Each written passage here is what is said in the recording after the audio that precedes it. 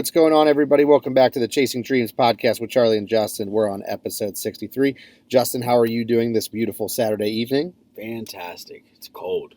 Yeah, very cold. Single digits now, I think, or at least it was earlier today, and for the majority of this early part of the weekend, I guess. Mm-hmm.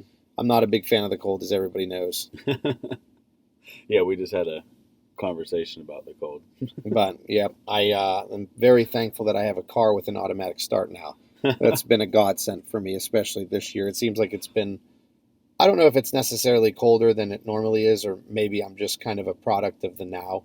Like, I fall victim to the here and now, and I just think that every year is the coldest year ever. Right. Just because it's what I feel.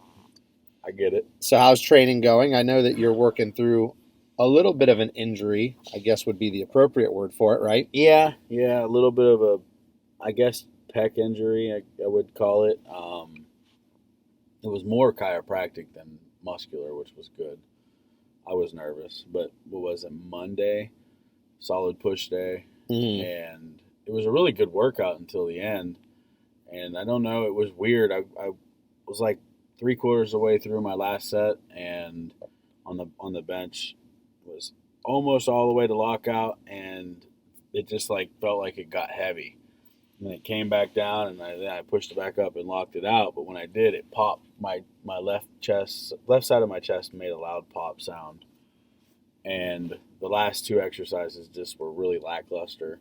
Yeah. You know, it was sore. It was tender to touch. No bruising.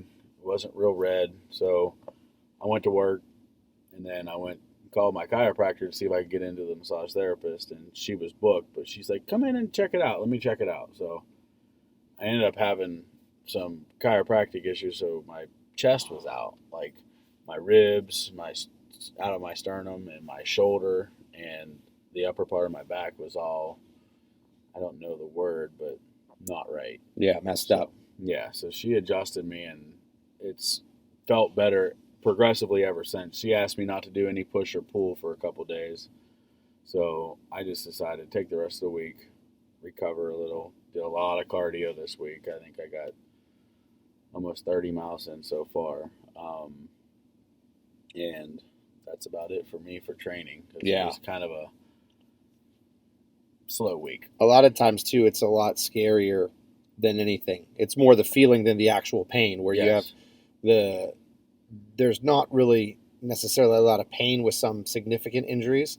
The example that I can unfortunately relate to is I had a partial tear in my tricep, and it was actually in the tissue belly. And it was a couple years ago, and I was doing dumbbell pullovers, and I actually felt 3 really significant, or what I felt to be significant, snaps. It felt like 3 big rubber bands in my arm snapped. And the pain afterwards wasn't too bad unless I was in certain positions. But it was more like taste versus texture. Right. It was more the feeling and the post-traumatic stress of thinking about what that snapping felt like, because I was pretty sure that something was detached off of some bone, like the humerus or something. And I ended up going and looking in the mirror right away, thinking, oh gosh, this is probably bruised everywhere, I'm sure. Long story short, I ended up taking a few weeks off of any movements, upper body, and knock on wood, to this day, I haven't really had any issues with it. Sometimes it'll bother me when I'm doing different pressing movements, and there's a large kind of divot in the upper part of my tricep right down below the shoulder where it attaches. Cosmetically, it doesn't really seem like anything visually, so I don't really have any issues there. And I was nervous, especially because that's the side that I hit most of my shots in. Like, my side tricep in different bodybuilding poses are from that left side for me. So I was worried that there would be some cosmetic issues or aesthetic issues, but ended up being just fine. But like I said, it was definitely the feeling of the snapping more than any pain. Right. And it's hard to dial it down a little bit afterwards, even though you have to. I just feel like, for me, anytime I have to take off because of an injury or whatever, I always try to work around it too much versus just actually taking off. Right. Because sometimes you can make things worse. Like, if it is a significant injury to your upper body, sometimes you think, oh, well, I can train lower body, and then you do something like squats where it's a heavy loaded barbell, but depending on, if it's shoulder and you're externally rotating to grab the bar, or there's pressure on the shoulder from squatting, it's not just the lower body that's getting trained in that sense. It's systemically training the entire body and your nervous system and stuff. So sometimes it's really difficult for me to take my foot off the gas with stuff like that. I agree. Well, I think we all know that I have a hard time taking my foot off the gas or slowing it down if I need to. Mm-hmm. On a positive note, I think it's about time to start training legs again. Hamstring feels good. I ran last night for about 2 miles of my 4-mile cardio session, and it really did. It felt real good, actually. It was cold. Yeah, of course. So the cold was, I think, maybe even therapeutic. Yeah. But I think it's time to start easing back into a leg day. I'll probably do it on a weekend so I can make it a long workout and, less of the high intensity and try to just make it maybe volume filled and see it first. Yeah. See how it works. Yep. But, yeah, so I'm excited to start sprinkling legs back in, and we'll get back in the gym. I'm going to go tomorrow and hit push. Might as well just send it off with a bang and see how it works. And what's your mileage now for the entire month? I don't think you mentioned that. 96, I believe. No, 94. 94 miles for the month. Yep. And you have tonight and which tomorrow. you're going to run, and then tomorrow. Mm-hmm. So the goal is 100. 100, yeah. Cool. 101, actually, I'm going to do. So now, do you plan on taking this further as in going to the next month and trying to accomplish something similar? I mean, next month's going to be kind of a little bit difficult because your time. Yeah, I don't know that I'm going to be able to get 100 miles in February. The baby's due in like 2 weeks. Mm-hmm. And I know that, I'm psychologically putting myself in the mindset that I know that I'm going to have to take some time where I do maybe body weight stuff at home or reutilize the gym space in the basement and just make it work, find a way, so to speak. But well, it's like you and I talked about earlier. There's so many different variables that you can control to mitigate a step back, and you don't even necessarily have to slow down at all. Right. Like, because you brought up to me before we started recording, which we're going to have this conversation anyway again, so we should have just saved it. You said, when I stop running or doing all these miles, whether it's walking, jogging, wogging, or running, when I stop doing all these miles, how are we going to mitigate a setback in progress? Right. And what I said was you can account for it elsewhere. So if you're taking away, on average, you said 3 to 5 miles a day, probably a little bit more than 3 if you're at, 90 some. If you're doing about 3 miles a day, you are going to have to account for that somewhere calorically. So multiple things you can do if you're trying to focus specifically on weight loss. You could eat less food to account for it. You could create higher higher intensity now that you're tapering volume down. So you're burning X amount of calories walking 3 miles. Well, what is it going to take for you to burn that same caloric value in shorter period of time? Right. Or you can pick it up just with higher training intensity at the gym. So there's a lot of things that you can do to help mitigate the step back or the setback or whatever. Because I think that sometimes, and I'm guilty of this too, where you look at things and you have this notion, this preconceived notion of excuses that you already have ready. Right. So it's like, for this instance, it's like, well, I'm not going to be able to run because the baby this week. And it's like, okay, well, that's a short period of time. That's a few days. That's maybe 5 or 6 days where you're out of doing nothing completely. So what are you going to do there in the other 24, the other 25 or whatever, how many days you got left?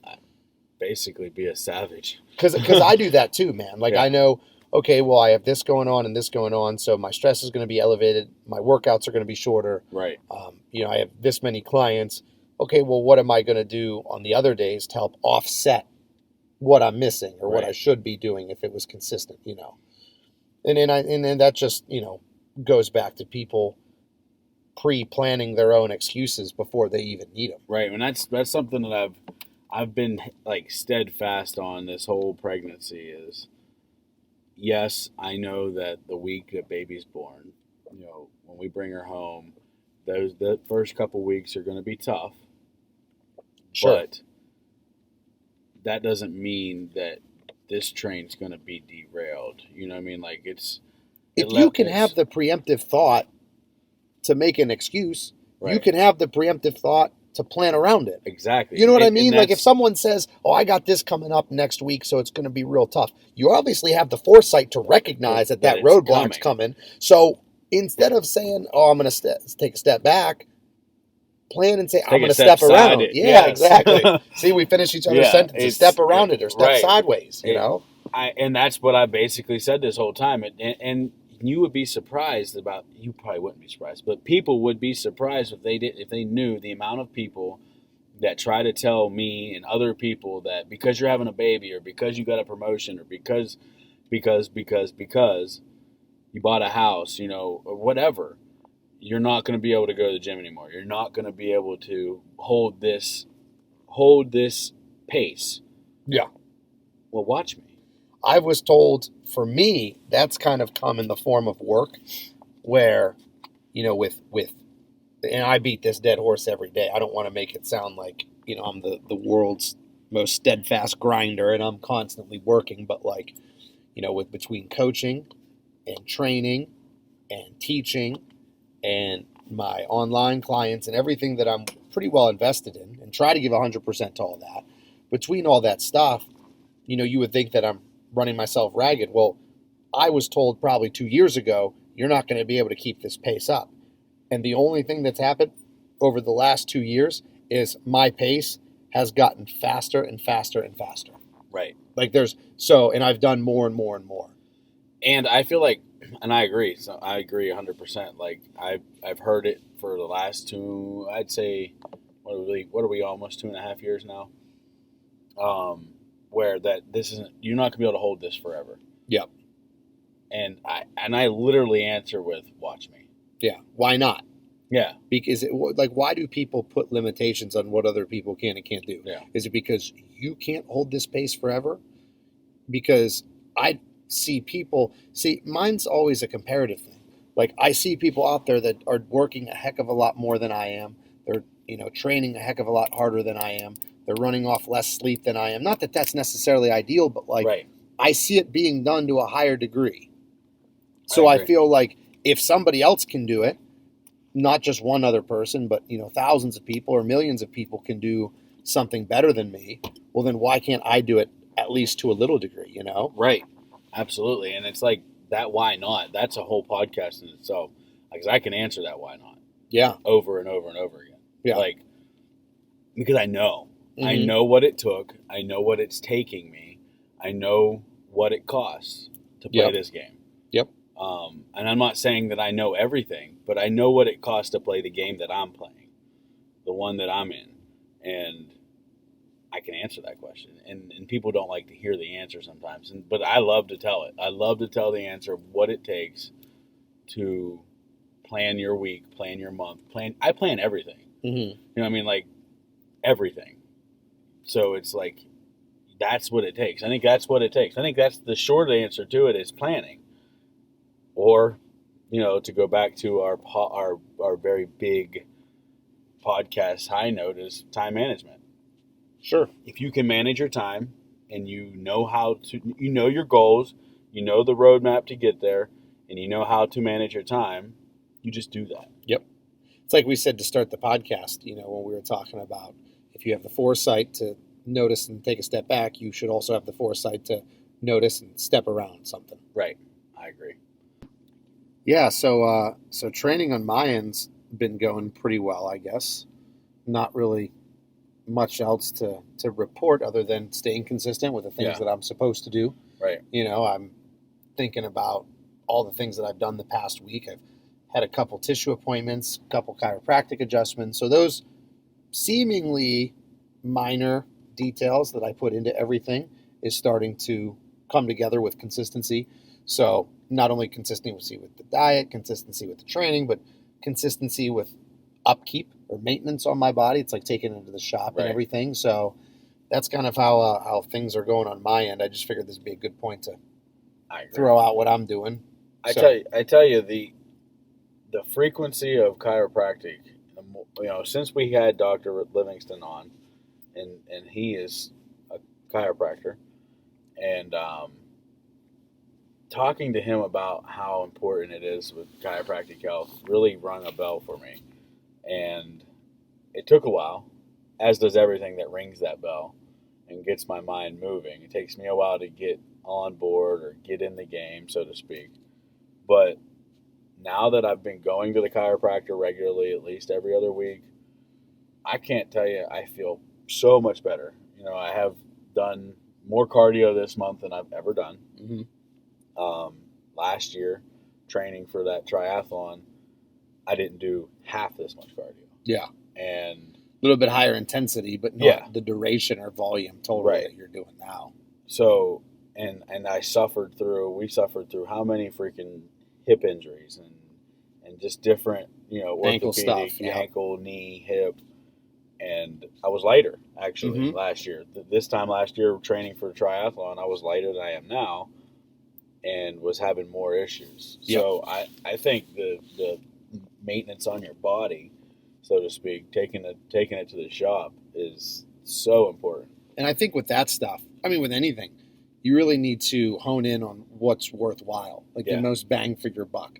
So when you take training aspect, when you're at the gym, you want to do, if you only have 30 minutes or you only have 45 minutes, do the things that are going to give you the most return for your investment. Right. So if I am training a pull day, I'm not going to do bicep curls because that's isolating one tiny movement. If I'm limited with time and resources, I'm going to be doing pull-ups or something that's a compound movement where it's going to give me a lot more return on my investment, a lot more bang for my buck. Right. So when you look at recovery modalities like chiropractic or deep tissue work or cryotherapy or acupuncture or contrast baths or whatever, you really need to pick and choose what you're consistent with.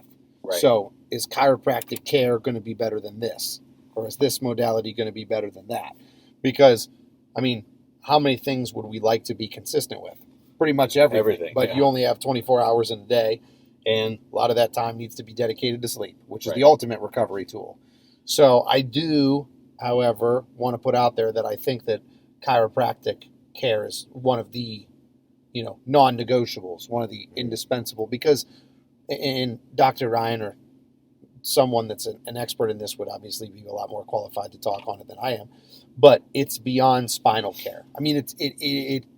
It's not, but when people think of the spine, for example, and corrective care, they think that a chiropractor just fixes issues related to back pain, where it's so much more than that because, the spinal column is protected by your spine and all of your nerves come from that. So it's super, super important for organ function, nervous system function. It's not just something as simple as, oh, hey, I have lower back pain, so the doctor's going to fix my back. Right. It's a lot more encompassing than that. So I think when you're looking for those, quote, bang for your buck type deals, I think the chiropractic care's got to be one of your options. I agree 100%. I was talking to somebody yesterday or the day before, and was talking about my most recent adjustment, which was fantastic. And I said, I can't remember what I said for verbatim, but basically, my wife tells me I need to establish a PCP. And my argument, honestly, is I have one. I have a physician that I go to regularly, and she is working on my body, and it's working. Yeah. I feel better. I haven't, to knock on wood, normally by now I have dealt with the common cold or the flu or gastrointestinal issues. And this, in this time of the year, normally by now I've battled one or all of them. Yeah. And since I've been regularly going to the chiropractor and getting adjustments and listening to what she says, I haven't dealt with any of that stuff. If I had wood, I would knock on it, but I haven't, none. So I feel like, that is a primary care. It doesn't have to be a medical doctor, so to speak. Yeah. I feel like. And there's a lot that you can do for maintenance purposes. And I actually want to talk about what I've been doing for maintenance purposes on my own, so I don't have to go seek, a professional all the time, because some people have financial restrictions or time restrictions where they can't always go to see. Not that I'm saying that what I do is going to replace some of the recovery modalities that I would normally get from a professional, but there's things to help kind of minimize the amount of damage until you're able to get to one. Mm-hmm. So I want to take a commercial break, and then when we come back, we'll talk about that stuff. As listeners of the Chasing Dreams podcast, we know that you demand the highest quality at all times. If you're interested in quality, look no further than Beast Mode Baking. Beast Mode Baking aims to bring the highest quality, creative, and of course delicious baked goods to your home with nationwide shipping. All orders need to be pre-ordered to ensure they're packed fresh and shipped out to you as soon as possible. Beast Mode Baking offers a flat rate of $15 for shipping due to the size and weight of the cookies and doughs. So if you're interested in Beast Mode Baking, please contact CEO Shannon Knorr. That's at SKNORR13 on Instagram, and order your delicious baked goods today, because every time you support them, you're supporting the podcast as well. And we're back from our commercial break. So before we went to break, I said that I want to talk about some things that we can do or other people can do to help minimize the amount of time or the amount of money that you need to spend on professional care. Now, I can't really touch on everything. The only thing that I can do, because I'm not an expert in all these different fields, but the only thing that I can do is kind of give my experience with stuff, mm-hmm. and then hopefully kind of make an analogy of that, and people can take it from a health and fitness recovery perspective and put it into different areas of their life. So one thing that I've been doing a lot of is deep tissue massage work, like ART and Graston and cupping and a whole bunch of different, hands-on, literally, therapies, manual therapies for recovery purposes, with bodybuilders and like myself. So I've always been someone who's gotten that work done, but unfortunately, Adam Blumen, who's my specialist that I go to, he specializes in a million different types of tissue techniques. He works about an hour and a half away from me. So it's a little bit of a drive to be able to get out to him regularly. That, coupled with the fact that he's extremely, extremely booked, also compounded by the fact that I am extremely busy, makes it so I can't really meet up with him too often. He actually comes to the gym that I train and work at and sees a couple clients, or a couple patients, or whatever you'd call them, throughout the course of, the year. He'll come up usually once a month or once every 2 months. So I always get an opportunity to get in with him then, and then I'll sprinkle in some additional sessions throughout, the year. So I do get to see him somewhat regularly, but not as frequently as I would like. So I've been going to a new place that's somewhat local. It's about a half hour away, and I've been getting taken care of there. So one of the things that I'm going to do is I'm going to actually kind of front load all my sessions. So being that I haven't gotten tissue work done with a high degree of regularity because I'm so busy, I'm going to start doing it very, very frequently and then taper down the frequency. Now, not only is that a good strategy, but I also want to do things on my own. Mm-hmm. So am I keeping up with my mobility work? Am I keeping up with my stretching? Am I keeping up with my foam rolling, which has benefits? I don't think it's as pronounced as it would be to go to an expert and get like manual therapy done, but I think that it helps. I have a percussion instrument, so like a massage gun that I use daily. Yeah. Non-negotiable. Just like chiropractic care. That's what I do as part of my workout. I'm constantly working the targeted muscle that I'm training. I'm being analytical and smart with my approaches to my mobility work. I'm not just coming and doing random drills. I'm working on specified, problem areas, so to speak. Right. I'm doing things. My warm-up is specifically tailored to the training that I'm about to do, stuff like that. So I try to, keep up with that. On the chiropractic side of things, again, my doctor lives a little bit of a drive away from me, and it's hard to get in to see Dr. Livingston all the time. So what Dr. Ryan has is he has a set of exercises prescribed that are specific to me, kind of like a physical therapist would. You have to do these exercises to get better. I go through a process called spinal hygiene, which is kind of like the name sounds. It's keeping your spine clean. So doing different movement drills and stuff that I do every day. I have a little block. It's called a Denerol. And what it is it puts me into like cervical extension. I lie down on it and it kind of forms a cervical curve, cervical meaning the neck Yeah. region of my spine, because I don't really have a cervical curve. It's like gone. So like my neck is like perfectly straight, which is not good. So we're working to fix that. I have a CBP, chiropractic biophysics pillow. It's a specific pillow designed with a little bit of a neck support to, again, kind of help to shape that cervical spine the way that it should look, not in a straight line like how mine is. So I'm doing all these things outside of these different recovery modalities on my own to try to help mitigate the time or the damage done from time off. Right. Because what would be ideal is if I could get adjustment daily, Yeah. or like a brief tissue session done on the body part that I train daily, or something like that. Not feasible for time, not feasible financially. So you got to find ways to work around it. Right.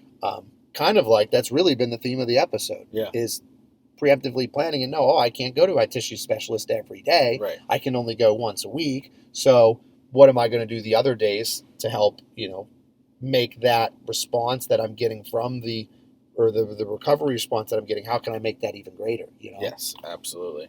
And, being on the topic, the subtopic of recovery, going back to like with my thing of being worried about what does weight loss look like when I back cardio down, I think, and I just started thinking about it while you were talking there, all the talk about recovery. The one place that my daily programming lacks is recovery. Yeah. I know if somebody asked me what I could do better with my physical fitness, it would be recover better. Because, I go to bed at 9:30 at night. I get to sleep by 10:15-ish usually. And I'm back up at 2:15. Yep. And I don't stop until 9:30. So there's not a whole lot of time to let my body do its natural thing where it recovers when you're in that REM and you're actually sleeping. I spoke with a guy at a seminar one time. My coach, Austin Stout, he has it's an IMH seminar. It stands for Integrated Muscle and Health, which is his coaching business, his little entity and domain that he owns. And he does these seminars. Now he goes and guest speaks everywhere, like across the country. He was just in Colorado recently at a seminar. This most recent one, it was one that he hosted, and it was actually at his barn gym. And I love going to his seminars because it really fits his persona. Like we've had him on the podcast before, and he's talked about how he trains with shoes that are duct taped together, and he wears cat pajamas everywhere. He's about as low maintenance as humanly possible, and I think the term low maintenance doesn't even do him justice.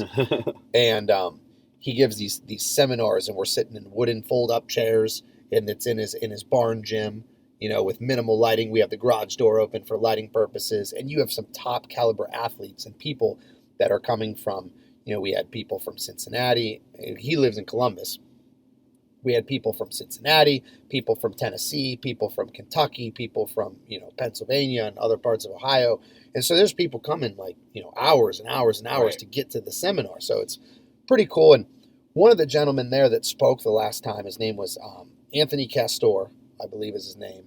And I've heard him talk on different occasions about a multitude of subjects. But one of the things that I consider him an expert on, I don't know what his official titles are, but I consider him like a recovery expert, and that's one of the things that he spoke about. He's certified in a bunch of different therapies and different techniques, but one of the things that he spoke about was the need to recover, and I'm probably doing him a disservice right now because I can't remember exactly what he said, but I want to say it was double the amount of time you spend working, or maybe it was equal.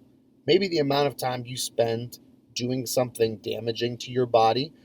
Damaging in the sense of breaking it down like it should be broken down. Right. Not like long-term damage, but like training. Like training causes inflammation. It causes tissue breakdown. Like that's what lifting is.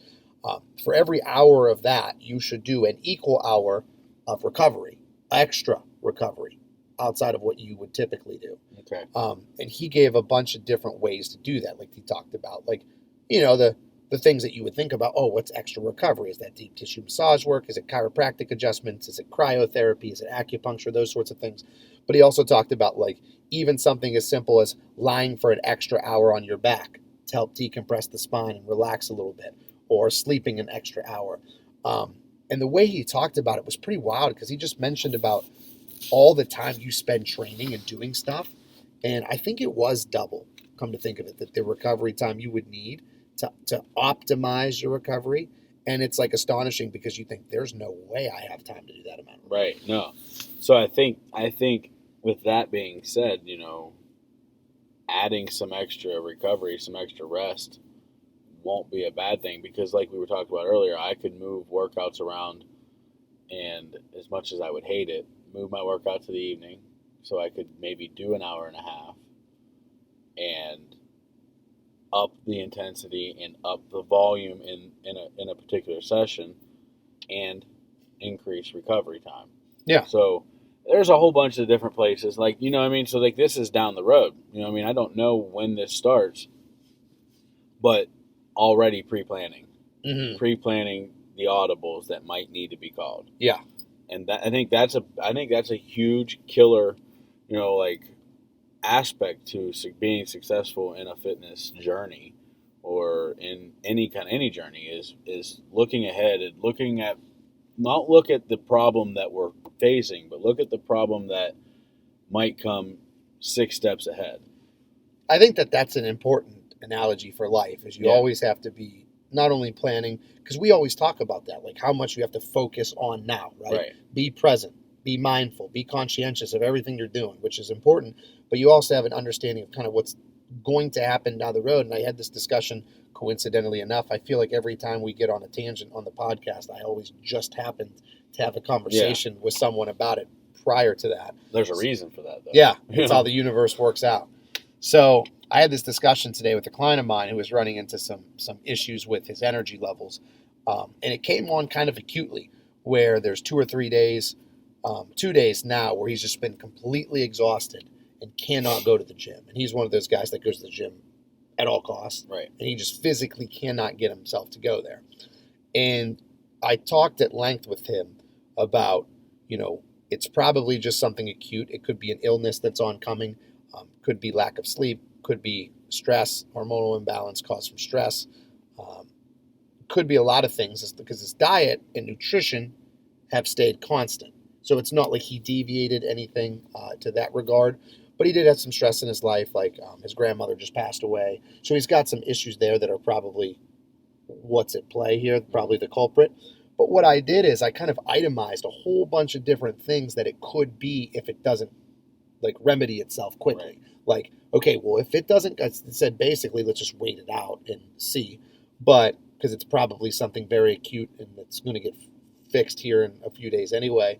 But if it's not, here's the thing we can address. And I listed and itemized a whole bunch of different things that it possibly could be that we'll kind of go through and dissect if we need to. But just wanted to give him that peace of mind, like, hey, I'm not telling you to wait because I don't know. I'm telling you to wait because I think that's what's best. Just wait it out and you'll be fine. Right. But if not, these are the things that we can go through. So it's always important to be focused on what you need to do now, but then what you need to do in the forefront or in going on. It's kind of like when we planned out, or when you planned out, or however you want to say it, planning out fat loss or weight loss. Like, I want to lose X amount of pounds by this day.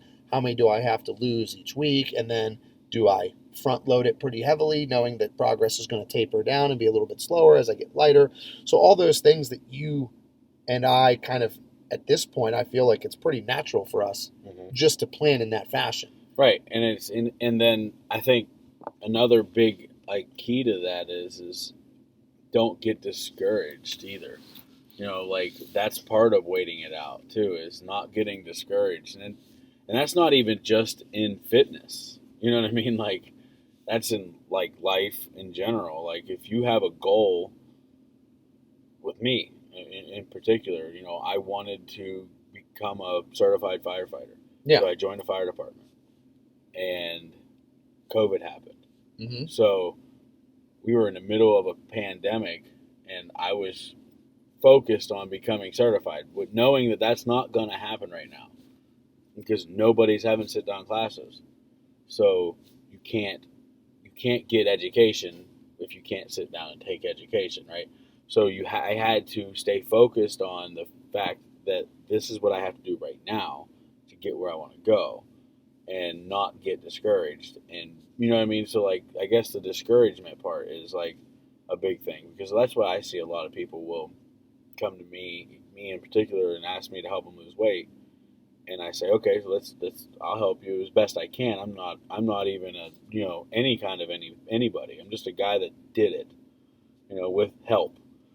And I want to help other people do it. So, but the biggest thing that I see is people will give them the tools, that you think will work, and they get 4 or 5 pounds off, or 50 pounds, who knows. But typically it's 5 to 10. You see 5 to 10 quick pounds lost, they're real excited, and then they hit that first plateau, which everybody hits. You lose a bunch of water weight, and then you actually have to start burning fat. Yep. And it gets harder. Well, don't get discouraged. You have to work harder. And not nobody, because people do. There's people lose weight every day, but a lot of people don't want to work that extra hard. You know what I mean? So they get discouraged and they quit. Yeah. And it's like, don't get discouraged. So if you wake up and you can't go to the gym, like there's days, the majority of days I get up at 2:15 and go to the gym at 3 o'clock in the morning. But there are days where I had a late night the night before. Planning was not optimal for the day, which I'm not perfect. I fail. I try to pre-plan everything to a T, but I work in the oil field. So sometimes I don't get home on time. You know what I mean? So if things don't work out and I wake up in the morning and I feel like there's just no way, I won't be able to function all day today if I don't get 2 more hours of sleep. And I make that audible. I'll go to sleep and then I'll train after work. It is what it is. You can't get discouraged because you're too tired, or you're not able to get a workout session in, or eat all your meals for the day. You have to keep it up. You have to win. You have 7 days in a week, so we want to win 90% of our battles, in my opinion. Yep. If you win more than you lose, you're going to win. Mm-hmm. So let's offset it and win the most we can, but we're going to fail. That's part of winning is losing, because somebody has to lose. So I think there's like a unique analogy there when you talk about blending the balance between training and recovery, like we talked about earlier, right? And I feel like this is very similarly related to that. How do you blend the hard work with the patience? Because sometimes I feel like you could make the opposite argument with people, and it all depends on the individual.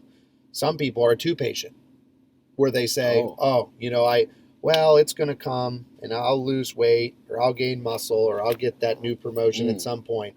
But you are just telling yourself that because you don't want to put in the work. You're like placating yourself. Absolutely. Yeah, it's almost I did that like, for a long time. Again, preemptive excuses, right? Yeah. Well, I'm not going to be able to go to the gym this week, but that's okay because I'll go next week. Right. And it's like, well, why don't you just make a way to go this week? Why don't you just prioritize a little better? Yeah. So, and again, it's person dependent. That's like when we talk about all these success principles that we're trying to figure out, I've noticed the one constant thing is there is no constants. Right. No. Like there are consistencies, but it's not a 100% of the time, this is what you need to do, because some people need pushed. Some people need slowed down. Right. Some people need to recover. Some people need to just work harder because they're too worried about recovery. Right. Most of the time, the thing that you're focusing, if you're not successful, you need to focus on the opposite of what you're focusing on. So if you're trying to lose weight and you're so focused on recovery, maybe recovery is not the issue. Maybe you're just not working hard enough to earn all that recovery you're trying to do. Absolutely.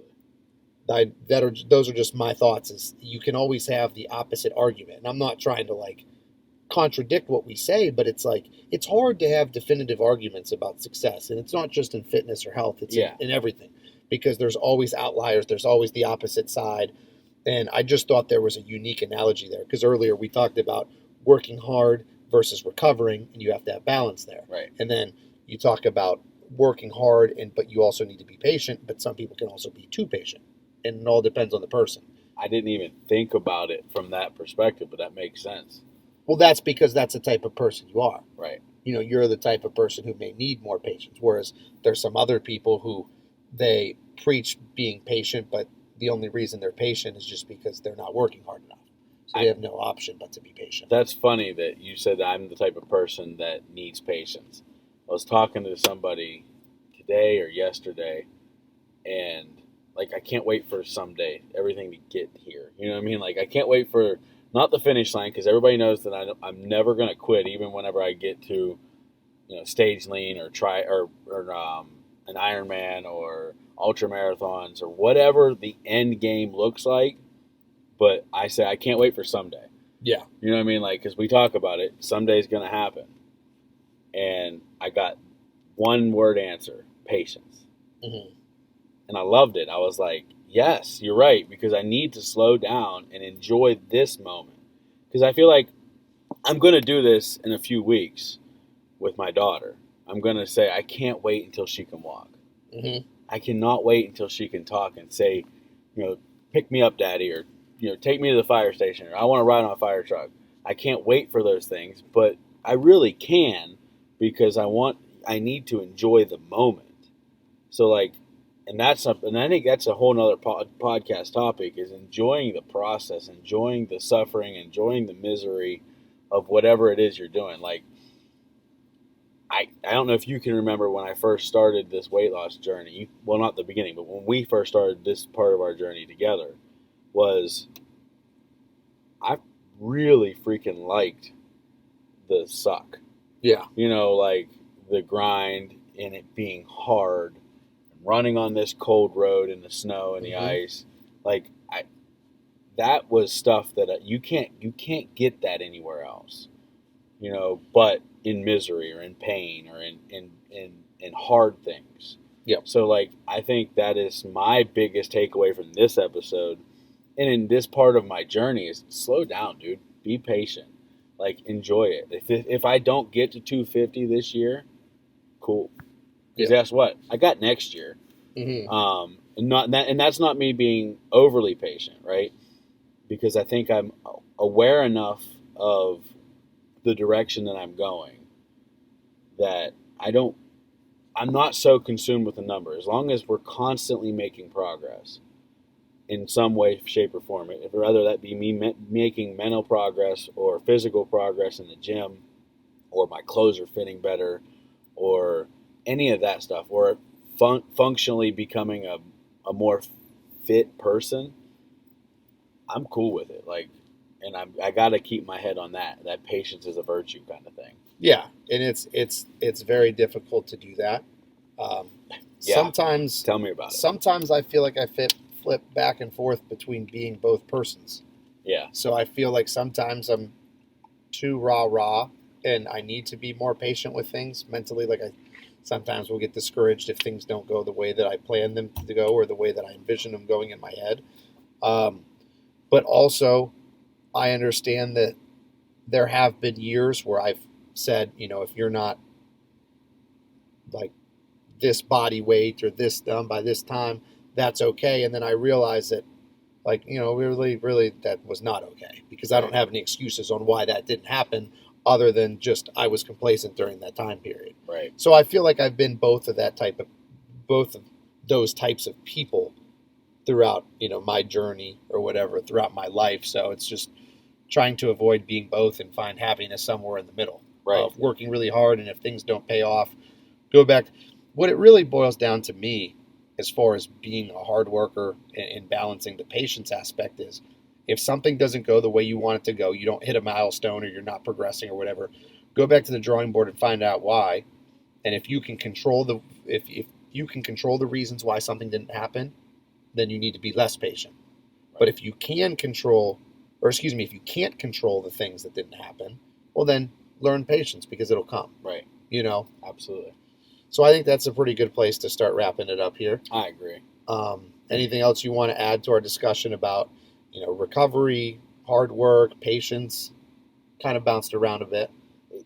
Yeah, we definitely bounced this time. I got a completely off-topic reminder. Okay. it's really cold right now, especially in the Mideast, where we're at.